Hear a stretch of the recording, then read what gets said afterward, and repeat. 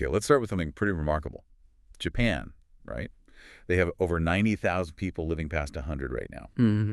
That's more centenarians per capita than anywhere else, period. Yeah, and then you look at us here in the West, billions spent on fitness gadgets, gyms, fancy supplements. And yet, so many of us hit 50, and boom, chronic decline, joints aching, feeling frail. It just doesn't quite add up. Exactly. It's this huge paradox. They're aging with such clarity, physical independence, deep into their 90s, often by doing less, it seems. While we're throwing, like, maximum effort and tech at it. And, Yeah. well, often losing the battle. Right. So researchers, Harvard Medical School, Stanford, they dug into this. What's the secret? And it wasn't some miracle gene or like a super complicated diet. No, it was hiding plain sight, wasn't it? Yeah. 6 really simple daily movements. Simple is the key word. So simple, in fact, that initially the scientific community sort of dismissed them. Too basic, maybe? Too subtle to matter, I think was the phrase. But then they brought in the brain scans, the long-term data. And the whole picture changed completely. Okay, and here's the bit that really grabbed me. One of these movements, just one, done for maybe 2 minutes a day, Get this. was statistically linked to a 7-year increase in lifespan. 7 years from a 2-minute habit. That really highlights the power of consistency over complexity, doesn't it? It absolutely does. So that's our mission for this deep dive, right? To unpack these 6, let's call them 2 basic rituals. Yeah, we want to show you how you can weave these into your day. We're talking zero equipment, no need to sweat, less than 15 minutes total. And the goal, to age with that same kind of robust clarity, strength, and really solid balance that we see in these Japanese elders. Let's jump in. Movement number 1. It's something we all do, but they've totally reframed it. Walking. They call it Sampo. Sampo.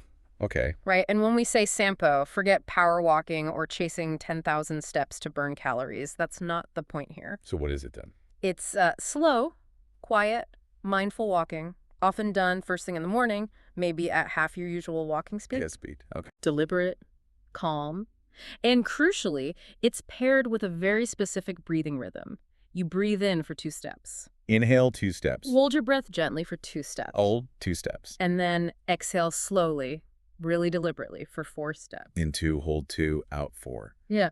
That sounds, yeah, less like exercise, more like moving meditation. It kind of is, but why would slowing down be better for longevity than speeding up? That's the interesting part. Right, mechanically what's going on. Well, first, that specific rhythm, the slow pace and breathing, it actually syncs up your cardiovascular and nervous systems, Okay. which immediately lowers stress hormones like cortisol, brings down blood pressure. It's a physiological calm down signal. Makes sense, but the longevity link. That comes from the mechanics. A study, I think it was Kyoto University, found seniors doing Sampo daily had 62% less arterial stiffness. Wow, 62% less stiffness. And get this, their gait, how they walked, was functionally 20 years younger than their peers who didn't practice Sampo. Wait, functionally 20 years younger.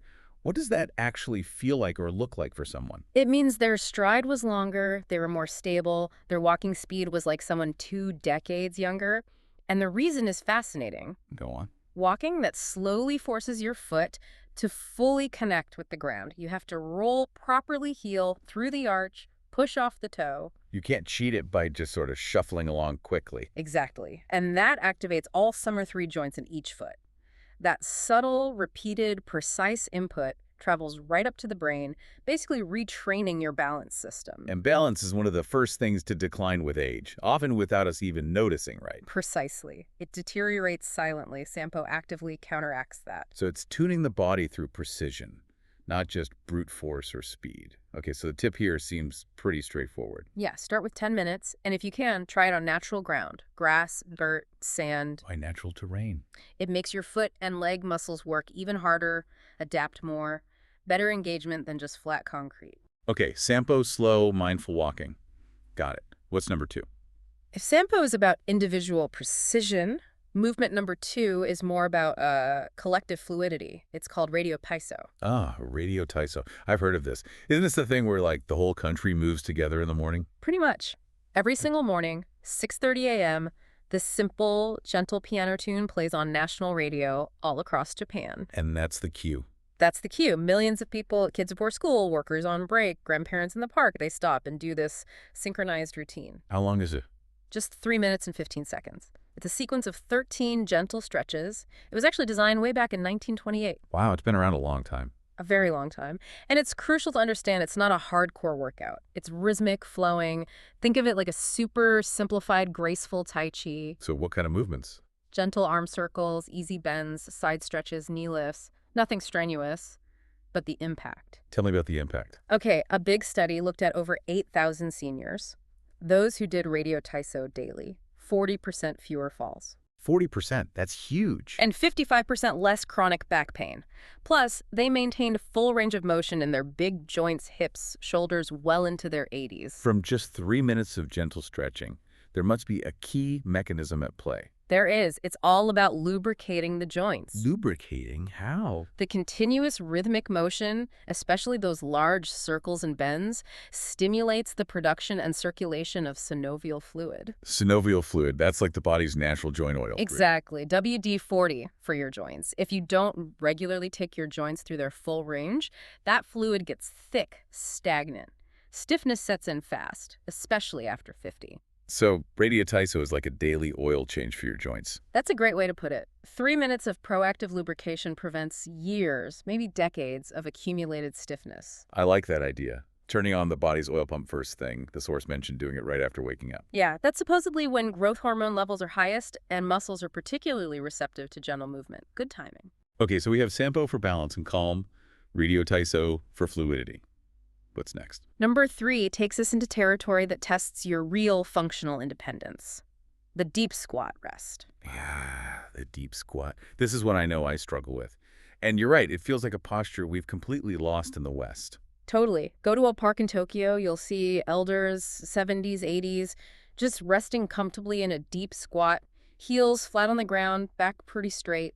Meanwhile, most adults I know over 50, myself included sometimes, can barely hold it for 10 seconds without tipping over or our heels lifting way up. It's the chair. We've outsourced squatting to chairs, and we've lost that natural human resting position. And the data linking this squatting ability to independence. It's pretty stark, isn't it? It's sobering. There was a 12-year study, thousands of seniors. The finding, those who could hold a deep squat heels down for at least 2 minutes. 2 minutes is a long time. It is. But those who could had a 70% lower chance of needing assisted living later on. 70% lower chance. Yay! Just from being able to hold a squat. Wow. It tells you how fundamental that movement pattern is for overall function. Okay, so when I try it, my heels pop up instantly, knees feel tight. Is the goal flat heels right away, or is it more about just working on the mobility first? Mobility first. The flat heel is kind of the benchmark, the test, but the benefits come from working towards it. What are those benefits biomechanically? Well, a deep squat forces your hips through their full range of motion. That's huge for preventing low back pain, which is often linked to tight hips. Okay. It strengthens your pelvic floor, vital for core stability, even bladder control later in life. It decompresses the lower spine naturally, and it keeps your ankles super mobile. So it's like a full diagnostic and maintenance routine for everything below the waist. Pretty much. It hits all the key spots. So if someone's listening and wants to try this, how should they start? It sounds intimidating. Start safely. Use support. Stand near a wall or hold onto a sturdy chair or counter. If your heels lift, don't worry about it initially. What about putting something under the heels? Yeah, absolutely. Roll up a small towel. Use a thin book or a wedge under your heels for support. Just get comfortable in the position first. Hold for maybe 20, 30 seconds. Build up slowly. Listen to your body. No sharp pain. Exactly. The goal is reclaiming that natural resting position over time. Okay. Deep squat. Critical for independence. What's movement number 4? Number 4 shifts the focus a bit from the big joints more towards the brain itself. This one is frequently cited. Mayo Clinic researchers talk about it, Japanese researchers too, as a top predictor of longevity. Ooh, intriguing. What is it? Single leg standing balance. Just standing on one leg. Just standing on one leg. The prescription is almost laughably simple. Stand on one leg for 1 minute, then switch. Do it twice a day. A minute per leg, twice a day. And doctors in Japan might actually prescribe this before pills for some aging symptoms. Apparently so. And the research backs up this simplicity. Fukuoka University did a big study, 15 years, 12,000 older adults. Yeah. Daily single-leg practice correlated with 68% fewer hip fractures. 68%. Just from balancing. That alone is massive. Huge. But here's the really surprising part. The cognitive benefit. These same people showed higher gray matter volume in the brain areas that control balance and coordination. So you're literally building your brain while you're balancing your body. Exactly. It's simultaneous physical and neurological training. I recall the source saying that Mayo Clinic researchers view this single-leg balance ability as a stronger predictor of overall longevity than things like cholesterol levels or blood pressure. That's right, which really puts into perspective how fundamental stability is to healthy aging. It's not just about preventing falls, it's a marker of overall neurological health. Why is it so effective? What's happening when you just stand on one leg? Even if you feel still, your body is making hundreds of tiny unconscious microadjustments every second to keep you upright. Ah. That constant adjustment process fires up everything. Your core muscles, your ankles, your hips, your inner ear system. It demands focus and essentially lights up those balance centers in the brain. It forces you to be present, I guess. Totally. You can't really zone out while balancing on one leg. So how to fit this in? The source had a great tip, didn't it? Yeah, the classic Japanese efficiency hack. Do it while you're doing something else mundane. Brushing your teeth is perfect. Right. 2 minutes of brushing, 1 minute on each leg. Habit stacking. Exactly. Turn a daily chore into a longevity booster. And as you get better, you can make it harder. Oh. Try slowly turning your head side to side or closing your eyes for just a second or two. That really challenges your brain's plasticity. Okay, single leg balance, brain and bodybuilder. What's number 5? Number 5 brings together the strength, the balance, the coordination we've talked about, and tests it in a very real-world way. Floor sitting transitions. Ah, getting up and down from the floor. Exactly, because in Japan, sitting on the floor, tatami mats, cushions for meals, tea, socializing, it's just normal daily life.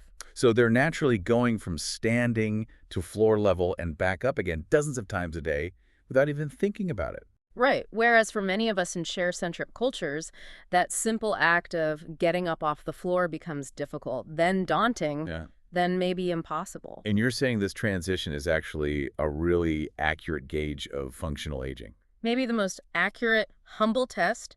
The University of Tsukuba did a fascinating study on this. They assessed people's ability to sit down on the floor and get back up without using their hands for support. Okay, the hands-free test. What did they find? Those who could do it easily and safely had significantly better lower body strength, better flexibility, even higher cognitive scores. Higher cognitive scores, too. Interesting. And crucially, a dramatically lower mortality rate over the next 6 years of the study. Wow. Being able to get off the floor literally correlates with living longer. It suggests a high level of overall systemic health and capability. What strikes me is that it's not just about leg strength, is it? Getting down and up smoothly requires planning, coordination. Absolutely. It's a sophisticated mix. You need core stability, sure, but also spatial awareness, knowing where your body is, and motor planning, sequencing the movement. The skills that we often don't realize are fading after 50 if we don't practice them. Exactly. They decline silently if unused. Practicing this transition actively challenges and potentially reverses that neurological decline, not just the physical.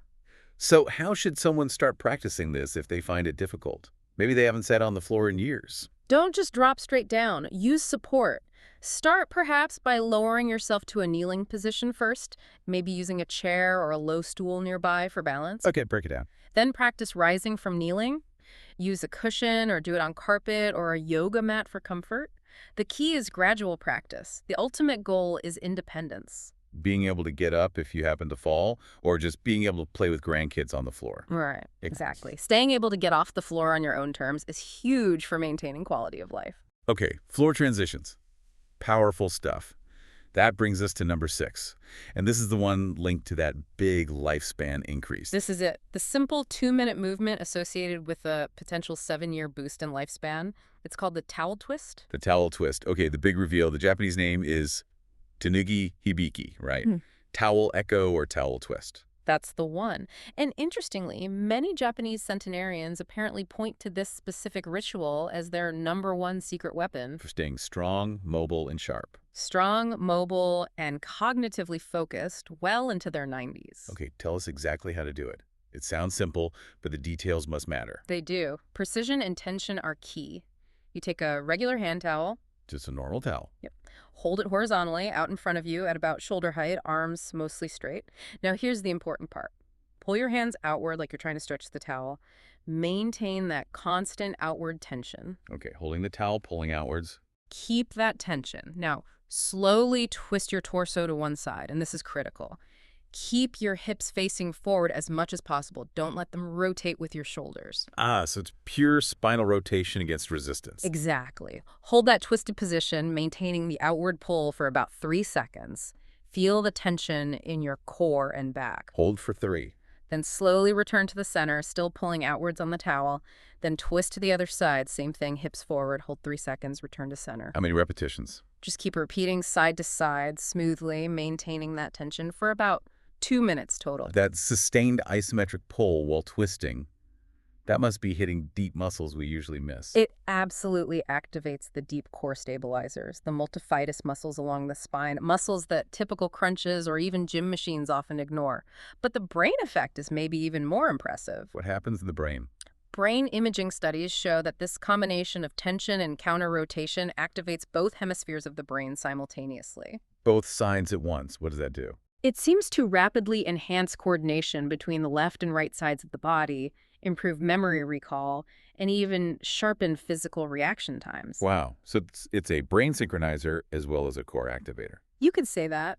Now, let's revisit that longevity stat because it's pretty stunning. The 7 years, how did they determine that? It came from a long-term study, 20 years, following about 15,000 elders. Those who consistently practice this 2-minute towel twist daily Live 7 years longer on average. 7 years longer on average. But not just longer, better. They maintained significantly stronger grip strength, a key indicator of overall vitality and independence. Right, grip strength is a big marker. And their bone density scans often showed bones comparable to people 20 years younger than their non-twisting peers. Incredible results from 2 minutes with a towel.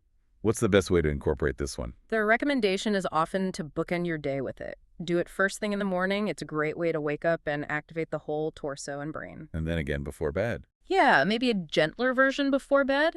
It can act as a nice rotational release, kind of resetting the spine after the day. Morning activation, evening recovery. Makes sense. So let's just step back. We've covered Sampo walking, radio Taiso stretches, the deep squat, single leg balance, floor transitions, and the towel twist. 6 movements. 6 movements, and if you tally it up, it's genuinely less than 15 minutes out of your day. No equipment needed, no sweating required unless you want to. It feels like a powerful return to just natural, fundamental human movement patterns. Yeah. The kinds we lose when life gets too convenient, you know? Cars, office chairs, sofas. Yeah, we've engineered movement out of our lives. This is about consciously putting it back in. It feels less like fighting aging with aggression, more like flowing with it intelligently. That's a great way to frame it. And for anyone starting out, just a reminder on safety based on the source material. Right, key points. If you're trying the deeper movements like the squat or floor transitions, practice near a wall or a sturdy counter initially, just for support and confidence. Good idea. Start with the standing stuff first, maybe. Yes, master the balance and the twist first, perhaps. Use cushions or mats for comfort during floor work.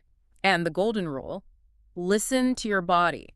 Pain is a signal to stop or modify, not push through harder. Absolutely. Pain is not progress here.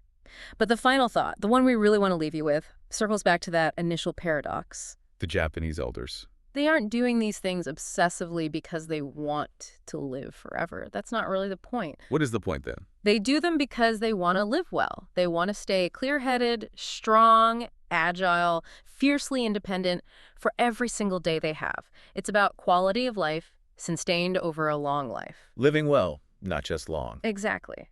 So our encouragement to you listening is simple. Don't feel you have to do all 6 tomorrow. Just pick one. Just one. Pick the one that resonates most, or maybe the one you feel you need most. Try the towel twist for 2 minutes. Try balancing while you brush your teeth. Try slowing down your walk for 10 minutes. Just start with one. Make it your own, starting today.